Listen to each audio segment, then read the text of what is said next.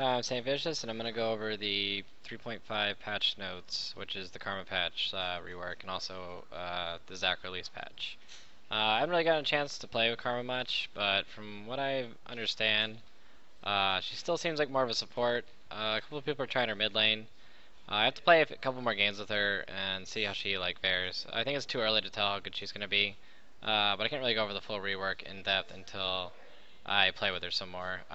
Seems just like a lot of quality of life changes and more impactful because they actually gave her CC and things like that. So I'll go over Karma on maybe another vlog, but I'll just go over the balance changes for this patch.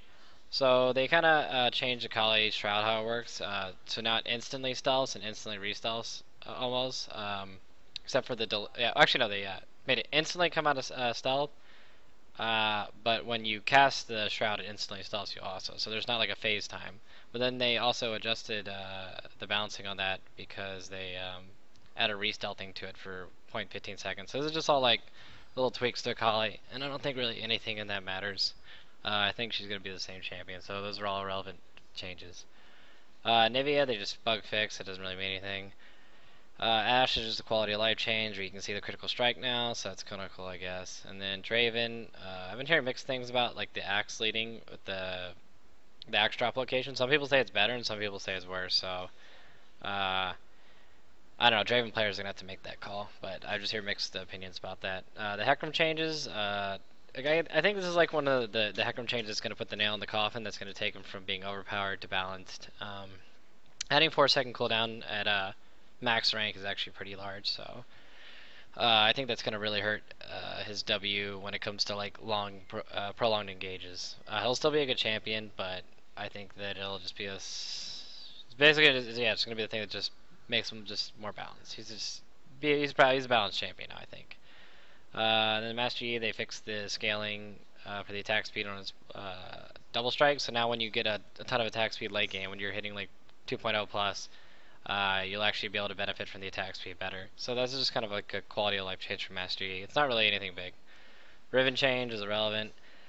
This is one of the biggest changes this patch is the Rumble change for his ultimate. Instead of Rumble just being able to instantly snipe you with his ultimate and almost like just instantly kill you with his ultimate, now it actually you have to sit in the fire a little bit. The ultimate does the same amount of damage as it did before. It's not as front loaded. So it's better to use it with CC. I think this is going to make Rumble go from being OP to more balanced. I still think he's going to be a good champion. I still think he's going to be a viable pick. Trundle player filth, that's irrelevant, it's just a bug fix. Udyr changes are really big this patch. Udyr's like my main champion, I guess. Probably my favorite champion in the game. And how I feel about this, the changes to him, just from playing him, it's a lot of quality of life changes. Udyr still suffers from the same things he did before. It's just he suffers it less. Like he still kind of gets kited, and he still doesn't really have a viable late game build, just because the items that Udyr needs are really expensive. So I think he's a better champion than he was before, but I still think that they're going to do a little bit of tweaking on his numbers to make him like an overall like super strong champion. But I think he's going to be a good pick. He's a niche pick, and against comps that can't be kiting around. So because the changes were mana cost decrease in all stances, which is really good because at least when I play Udyr, I find that I run out of mana really early on like things that I don't like. If I don't max Bear Stance early, then I'll run out of mana when I use Bear Stance. If I don't max Turtle Stance early, I'll run out of mana when I use Turtle Stance. Big change is Monkey's agility. So basically, he has like 15 increased movement speed when he has all three stances stacked. But then they took away the 12% bonus armor and magic resist. So it's kind of like a buff and kind of a nerf. I think it's fine though. And then the turtle stance change where they took the mana return off it, I think that doesn't really matter because I play him jungle anyways, and usually I don't have mana problems to begin with on him, so that doesn't really hurt me at all. Could hurt lane Udyr though. They increased the shield by 20, and the reason actually why they increased the shield by 20 is because they took the scaling off of Phoenix Stance. So that's actually the fact that they buffed Turtle Stance has it's really irrelevant. Like it does nothing to do. They didn't buff or nerf it. Like it's still gonna shield for the same value. Hi Jackie. And now you can critical strike and turtle stance. So I guess that's kind of better for like people who build Trinity Force on Tiger Udyr, because now you can go into turtle stance and crit and get a bunch of health back. So that's pretty good actually. This is the big change. This is the Phoenix and the Bear stance. So they add a little mini dash to it, which is actually kind of a quality of life change, and it feels a lot smoother than the previous bear stance, which cause kind of felt cumbersome and wouldn't connect all the time. And then they also made it to where you ignore unit collision, so that's actually just two really big quality of life changes.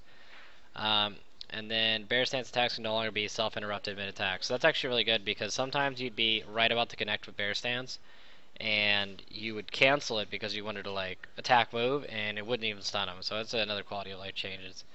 And they also increase the overall movement speed of bear stance, but they lower the duration. So I think that the movement speed you gain is better than the 1 second duration you gain from bear stance. So I like this change right here. And then Phoenix stance, this is the biggest change, I believe. Just what makes them pushes them over the top is the fact that now you front load all your damage on Phoenix stance. Like on your first hit when you change it to Phoenix stance, it does the 200 damage AOE, and then also still does it on third attack. So I think that's really big for ganks because now you can just front load the 200 damage AOE up front, and also in team fights is a lot better because in team fights I never get to attack 3 times in Phoenix stance.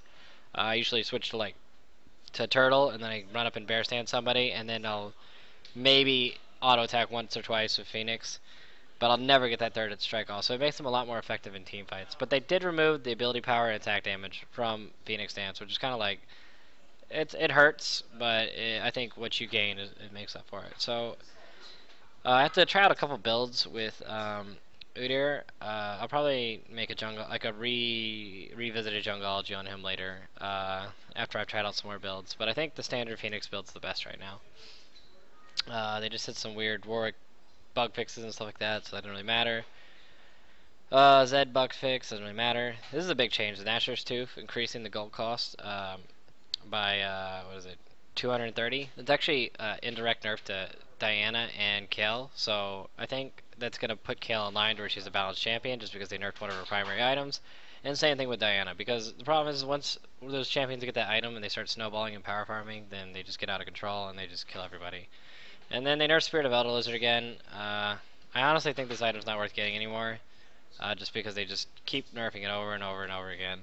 So this is also an indirect nerf to my Gangplank that build that I use, which I thought they would nerf, and then it's an indirect nerf to champions like Vi and Hecarim. So this is another change that's going to nerf Hecarim and put him more balanced. So I think Hecarim's balanced now.